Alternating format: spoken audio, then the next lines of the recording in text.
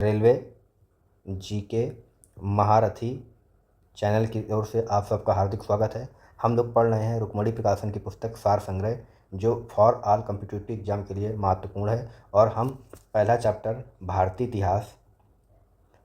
इतिहास एवं संस्कृति पहला चैप्टर पढ़ रहे हैं। जैसा कि हम लोग अभी तक 600 प्लस क्वेश्चन को पढ़ चुके हैं लगातार, और आज हम पार्ट 7 पढ़ेंगे। पार्ट 7 यह पुस्तक 2024 रिवाइज्ड एंड अपडेटेड एडिशन है, जो एनसीईआरटी बेसिस पर बनी हुई है। एनसीईआरटी पुस्तक के सारे क्वेश्चन दिए हुए हैं, जो हमारे आगामी एग्ज़ाम जैसे कि रेलवे के लिए महत्वपूर्ण सिद्ध होगी। तो आइए बिना किसी देरी के हम प्रश्नों की श्रृंखला को आगे बढ़ाते हैं। पुरंदर के घेर में तोपखाने के अधिकारी के रूप में किस विदेशी यात्री ने भाग लिया? पुरंदर के घेर में तोपखाने के अधिकारी के रूप में किस विदेशी यात्री ने भाग लिया? तो किस विदेशी यात्री ने लिया? मनुची ने।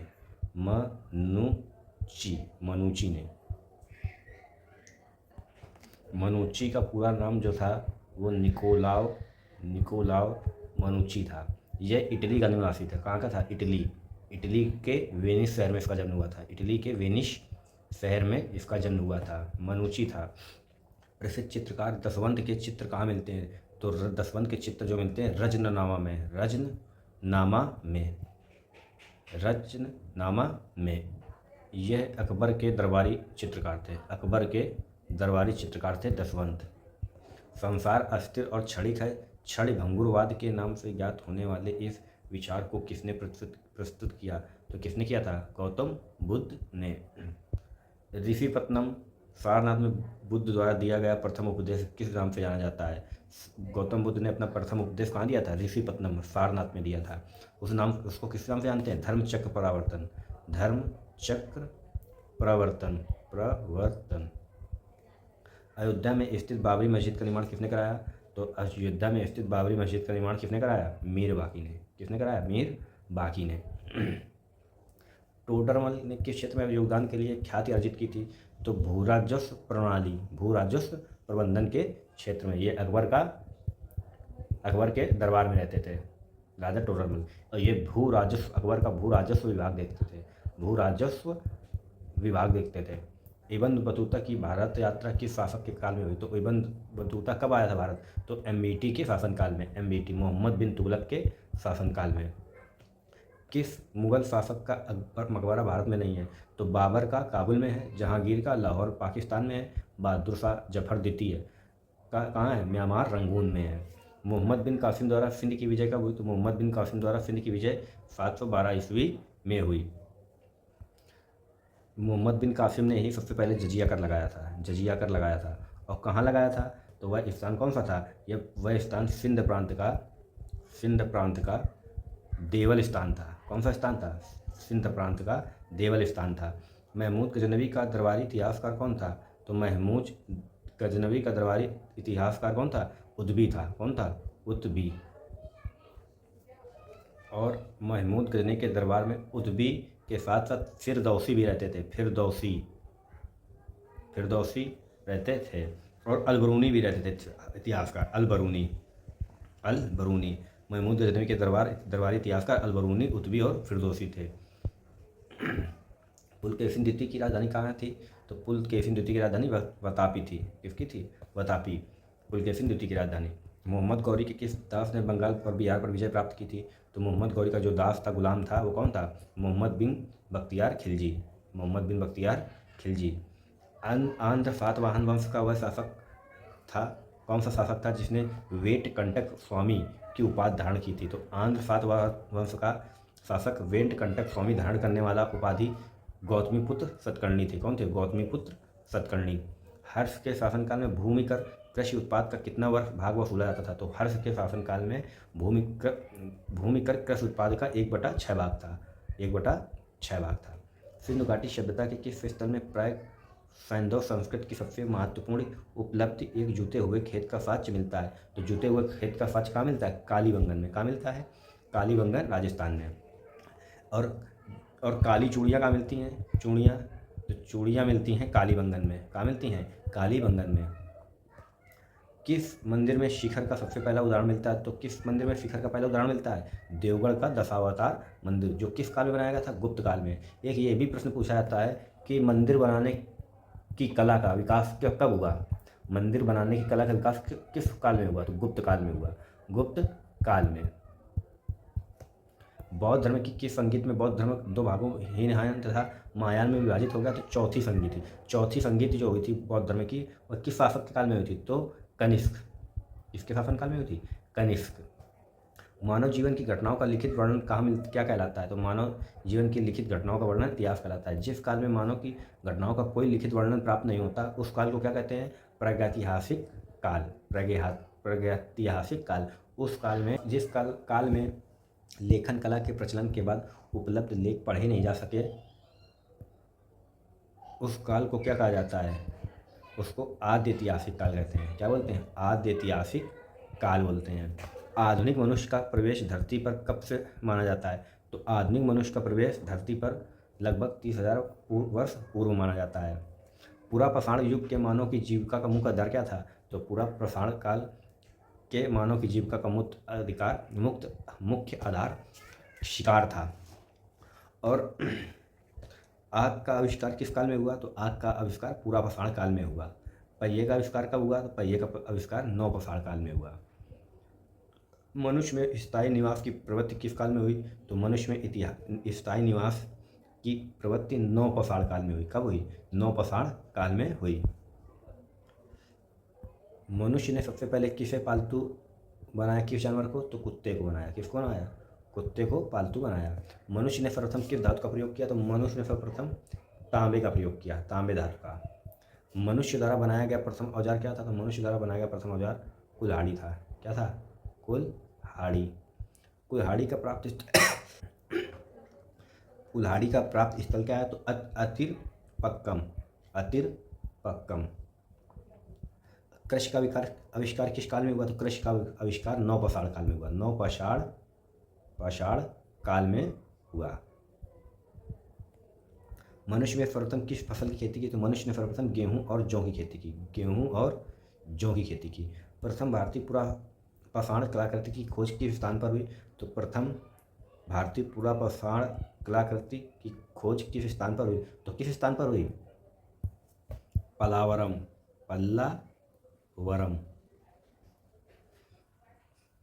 भारत में पूर्व प्रस्तर के अधिकांश औजार किस बीज के बने थे? तो किस चीज़ के बने थे? किस चीज़ के बने थे? तो स्फटिक पत्थर के बने थे। हड़प्पा और मोहनजोदड़ो की खुदाई किसने की? तो हड़प्पा और मोहनजोदड़ो खुदाई सर जॉन मार्शल ने की थी। सर जॉन मार्शल ने। मोहनजोदड़ो में नर्तकी की मूर्ति प्राप्त हुई थी। नर्तकी की मूर्ति प्राप्त हुई थी। सिंधु सभ्यता के निवासी मुख्यतः कौन थे? तो सिंधु सभ्यता के मुख्यतः निवासी भूमध्य सागरी थे। सिंधु सभ्यता का सर्वाधिक पूर्वी पूरा स्थल कौन सा है? तो सिंधु सभ्यता का पूर्वी पूरा स्थल आलमगीर है। कौन सा है? आलमगीर, जिला मेरठ, उत्तर प्रदेश में। सिंधु सभ्यता का उत्तरी पूरा स्थल कौन सा है? तो सिंधु सभ्यता का उत्तरी पूरा स्थल मांदा, अखनूर, जम्मू कश्मीर है। सिंधु सभ्यता का सर्वाधिक दक्षिणी स्तर कौन सा है? तो दाइमाबाद। कौन सा है? दाइमाबाद। अगर हम इसको ऐसे भी बात कर लेंगे कि पूर्वी कौन सा है? तो पूर्वी आलमगीर है, सिंधु सभ्यता का आलमगीर। और हमारा दक्षिणी आ जाएगा दाइमाबाद। और हमारा उत्तरी आ जाएगा हमारा मांदा, जम्मू कश्मीर। सुत कोतड़ा यह पाकिस्तान का सबसे पश्चिमी स्थल है। सिंधु सैंधव सभ्यता से प्राप्त परिपक्व अवस्था वाले कितने नगरों को बड़े नगरों की संख्या दी गई है? तो कितने बड़े नगरों की संख्या दी गई? 6। ये मोस्ट इंपॉर्टेंट क्वेश्चन है, पूछा भी गया है। तो मोहनजोदड़ो है, हड़प्पा है, गढ़वाली वाला है, राखीगढ़ी है, और धौलावीरा है, और कालीबंगन है। कालीबंगन में काली चूड़ियाँ प्राप्त हुई। सैंधव सभ्यता की सबसे बड़ी इमारत कौन सी है? तो सैंधव सभ्यता की सबसे बड़ी इमारत मोहनजोदड़ो से प्राप्त अन्नागार है। मोहनजोदड़ो से प्राप्त वृहत स्नानागार की माप क्या थी? तो मोहनजोदड़ो से प्राप्त वृहत स्नानागार की माप थी 11.88 मीटर। ये आपको याद रखनी चाहिए क्योंकि एनसीईआरटी में लिखा है, ये प्रश्न पूछा भी जा सकता है। 11.88 मीटर लंबा और 7.01 मीटर चौड़ा एवं 2.43 मीटर गहरा है। अग्निकुंड के साक्ष्य कहाँ प्राप्त हुए? तो अग्निकुंड के साक्ष्य लोथल और कालीबंगन से, लोथल और कालीबंगन से। पशुपतिनाथ के चारों ओर क्या विराजमान है? तो पशुपति चारों ओर हाथी, गेंडा, चीता और भैंसा, हाथी, गेंडा, चीता और भैंसा। ये प्रश्न पूछा जाता है कि बताइए इनमें से कौन सा जो पशु है वह पशुपतिनाथ के चारों ओर विराजमान नहीं है या अंकित नहीं है? तो हाथी, गेंडा, चीता और भैंसा है। ये बात हमको याद रखनी है। एक नर्तकी की कांस्य मूर्ति कहाँ से प्राप्त हुई? तो एक नर्तकी की कांस्य मूर्ति मोहनजोदड़ो से प्राप्त हुई। हड़प्पा की मोहरों पर सबसे अधिक किसका अंकन मिलता है? तो हड़प्पों के मोहरों पर सबसे ज़्यादा एक श्रृंगी बैल का चित्र मिलता है। मनके बनाने के कारखानों के साक्ष्य कहाँ मिले? मनके बनाने के कारखानों के साक्ष्य लोथल और चहुंदड़ो मिले हैं, लोथल और चहुंदड़ो में मिले हैं। लोथल जो था बंदरगाह था, बंदरगाह था लोथल। लोथल एक जो था शहर वो क्या था? बंदरगाह था। According to test book. Lothal जो था शहर वो भोगवा नदी के किनारे बसा था, भोगवा नदी के किनारे बसा था। सिंधु सभ्यता के लोगों ने नगरों तथा घरों के विनाश के लिए कौन सी पद्धति अपनाई थी? तो ग्रीड पद्धति अपनाई थी, ग्रीड पद्धति अपनाई थी। सिंधु सभ्यता के लोगों के घरों के दरवाजे और खिड़कियाँ किस ओर खुलते थे? तो जो खिड़कियाँ थी वो दरवाजे पीछे की ओर खुलते थे। सिंधु सभ्यता के किस नगर के दरवाजे मुख्य सड़क की ओर खुलते थे? तो सिंधु सभ्यता का एक ही नगर था, वो लोथल था, जिसके दरवाजे पीछे की ओर न खुलकर आगे की ओर खुलते थे। सेंधावासी मिठाई के लिए किसका प्रयोग करते थे? तो सेंधावासी मिठाई के लिए शहद का प्रयोग करते थे, मिठास के लिए, सॉरी। चावल के प्रथम साक्ष्य कहाँ से प्राप्त हुए? तो चावल के प्रथम साक्ष्य कहाँ से प्राप्त हुए? कोल्डी हवा में, कोल्डी हवा में। सैंधवकालीन घोड़े के अस्थिपंजर कहाँ मिले हैं? तो सैंधवकालीन घोड़े के अस्थिपंजर सुरकोटदा में मिले हैं, सुरकोटदा और कालीबंगन और लोथल, जिसमें से मुख्य आपको मारना है सुरकोटदा, सुरकोटदा। ये ऑप्शन में आपको मिलेगा ही मिलेगा, जब ये ना मिले तब ये मारना कालीबंगन। सिंधु सभ्यता में तौल इकाई किस अनुपात में थी? तो जो सिंधु सभ्यता में तौल इकाई थी वो 16 के अनुपात में थी, 16 के अनुपात में थी। सैंधव सभ्यता के लोग यातायात के लिए किसका प्रयोग करते थे? तो सैंधव सभ्यता के लोग यातायात के लिए 2 पहिया, चौपहिया और बैलगाड़ी और भैंसा गाड़ी का प्रयोग करते थे। मेसोपोटामिया के अभिलेखों में वर्णित मेलुआ शब्द का अभिप्राय किससे है? तो मेलुआ शब्द का अभिप्राय सिंधु सभ्यता से है। हड़प्पा संस्कृति का शासन संभवतः किस वर्ग के हाथों में था? तो वणिक वर्ग के हाथों में। जो हड़प्पा संस्कृति का जो शासन था वो संभवतः किस वर्ग के हाथों में था? तो वणिक वर्ग के हाथ। हड़प्पा और मोहनजोदड़ो को एक विस्तृत साम्राज्य की जुड़वां राजधानी किसने कहा था? तो जो हड़प्पा और मोहनजोदड़ो को एक विस्तृत साम्राज्य की जुड़वां राजधानी कहा था, किसने कहा था? पिग्गट ने कहा था। किसने कहा था? पिग्गट ने। सिंधु सभ्यता के लोग धरती पर क्या मानकर पूजा करते थे? तो सिंधु सभ्यता के लोग धरती को उर्वरता की देवी मानकर पूजा करते थे। किसकी पूजा करते थे? उर्वरता की देवी। स्वास्तिक चिन्ह संभवतः किसकी देन है? तो जो स्वास्तिक चिन्ह है वो हड़प्पा सभ्यता की देन है। सिंधु सभ्यता में किस देवता की उपासना सर्वाधिक प्रचलित थी? तो सिंधु सभ्यता में मातृ देवी की पूजा की जाती थी। किसकी देवी पूजा की जाती थी? मातृ देवी की। नखलीस्थान सिंधु सभ्यता के किस स्थल को कहा गया? तो नखलीस्थान किसको कहा गया? मोहनजोदड़ो को। हड़प्पा में एक अच्छे जल प्रबंधन का पता किस स्थान से चलता है? तो हड़प्पा में एक अच्छे जल प्रबंधन का पता धौलावीरा से पता चलता है। किससे पता चलता है? धौलावीरा से। हड़प्पा सभ्यता में मोहरें किससे बनी होती थी? तो हड़प्पा सभ्यता में मोहरें सेल खड़ी की बनी होती थी। किसकी बनी होती थी? सेल खड़ी। सेल खड़ी जो होता है एक प्रकार का पत्थर होता है। हड़प्पा के निवासी किस खेल में रुचि रखते थे? तो हड़प्पा के निवासी शतरंज के खेल में रुचि रखते थे। शतरंज कहाँ का राष्ट्रीय खेल है? तो शतरंज जो है रूस का राष्ट्रीय खेल है, रशिया का। हड़प्पा के किस नगर को सिंध का भाग कहा जाता? तो हड़प्पा के किस नगर को सिंध का भाग कहा जाता? मोहनजोदड़ो को, मोहनजोदड़ो को। और मोहनजोदड़ो को अभी हम लोगों ने पढ़ा, क्या बोलते हैं? नखलीस्थान, नखलीस्थान। हड़प्पा सभ्यता के संपूर्ण क्षेत्र का आकार किस प्रकार था? तो हड़प्पा सभ्यता के संपूर्ण क्षेत्र का आकार त्रिभुजाकार था। आकार कैसा था? त्रिभुजाकार। सिंधु घाटी के लोग किस हथियार से परिचित नहीं थे? तो सिंधु घाटी के लोग तलवार से परिचित नहीं थे। एकमात्र हड़प्पाकालीन स्थल कौन सा जिसका निचला शहर समान लोगों के रहने भी किले से घिरा हुआ है? एकमात्र हड़प्पाकालीन स्थल कौन सा है जिसका निचला शहर भी किले से घिरा हुआ है? तो कौन है? कालीबंगन, कालीबंगन। पर्दा प्रथा एवं वेश्यावृत्ति किस सभ्यता में प्रचलित थी? जो पर्दा प्रथा और वेश्यावृत्ति थी वो सैंधव सभ्यता में प्रचलित थी।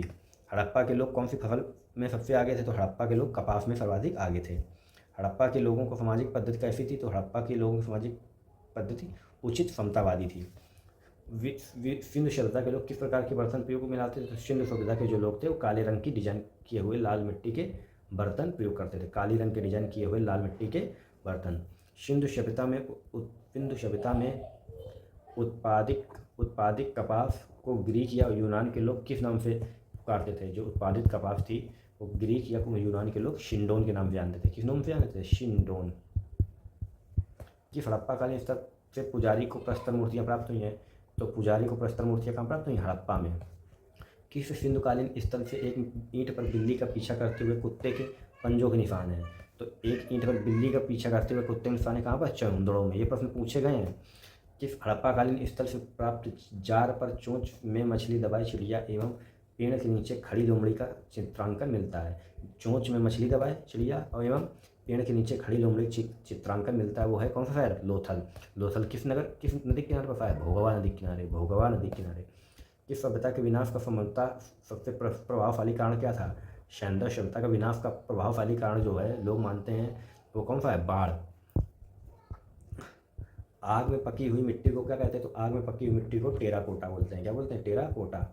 गर्तावास के साक्ष्य कहाँ से प्राप्त हुए, मतलब गर्तावास के साक्ष्य जो कश्मीर के 9 पहाड़ी पुरास्थल बुरजहोम से प्राप्त हुए हैं।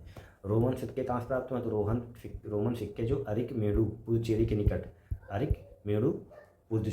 निकट प्राप्त हुए हैं। पूर्व वैदिक या ऋग्वैदिक संस्कृत का काल क्या माना जाता है, तो पूर्व वैदिक या ऋग्वैदिक संस्कृत का काल 1500 ईसा पूर्व से 1000 ईसा पूर्व माना जाता है। आर्य शब्द का अर्थ क्या है, तो आर्य शब्द का अर्थ है श्रेष्ठ या कुलीन। आर्यों की भाषा कैसी थी, तो आर्यों की भाषा थी संस्कृत। आर्यों का मुख्य व्यवसाय क्या था, तो आर्यों का मुख्य व्यवसाय पशुपालन व कृषि था, पशुपालन व कृषि। आर्यों ने सबसे पहले किस धातु की खोज की, तो आर्यों ने की थी लोहे की खोज। किसकी खोज की थी, लोहे की खोज। आर्य शब्द का इंगित करता है निर्जात समूह को, निर्जात समूह को। वैदिक गणित का महत्वपूर्ण अंग क्या है, तो वैदिक गणित का महत्वपूर्ण अंग शुल्बसूत्र है। शुल्बसूत्र की रचना किसने की थी, तो शुल्बसूत्र बौद्धायन ने लिखा था। वेदों का संकलनकर्ता किसे माना जाता है, तो वेदों का संकलनकर्ता जो है महर्षि कृष्ण द्वैपायन वेदव्यास को, महर्षि कृष्ण द्वैपायन वेदव्यास को वेदों का संकलनकर्ता माना जाता है। वैदिक धर्म का मुख्य लक्षण किसकी उपासना थी, तो वैदिक धर्म का मुख्य लक्षण किसकी उपासना थी, प्रकृति की। ऋग्वेद का कौन सा मंडल पूर्णतः सोम को समर्पित है, तो ऋग्वेद का पूर्णतः जो कौन सा मंडल पूर्णतः सोम को समर्पित है, नवा मंडल। सोम कौन थे, देवता थे। गायत्री मंत्र किस पुस्तक से लिया गया, तो गायत्री मंत्र ऋग्वेद से लिया गया, सबसे पुराना वेद ऋग्वेद। स्रोत या प्रार्थनाएं किस वेद से मिलती है, तो स्रोत या प्रार्थनाएं ऋग्वेद से मिलती हैं। ऋग्वेद में कुल कितनी सूक्तियाँ हैं, तो ऋग्वेद में 1028 सूक्तियाँ हैं। ऋग्वेद में कुल कितनी ऋचाएँ हैं, तो 10,462 हैं। ऋग्वेद में इंद्र के लिए कितनी ऋचाएँ हैं, तो इंद्र के भगवान के लिए 250 ऋचाएँ, 250। ऋग्वेद में अग्नि के लिए कितनी ऋचाएँ हैं, तो ऋग्वेद में अग्नि के लिए 200। ऋग्वेद युग की प्राचीनतम संस्था कौन सी, तो ऋग्वेद में युग की प्राचीनतम संस्था विद है, विदत। ऋग्वेद में सबसे प्राचीन नदी किसे माना गया, तो सरस्वती नदी को। किस नदी को, सरस्वती नदी को। ऋग्वेद का संबंध किससे, तो ऋग्वेद का संबंध स्रोत कर्मकांड एवं बलिदान विधि से है। यजुर्वेद का संबंध किससे, तो स्रोत कर्मकांड और बलिदान विधि से है।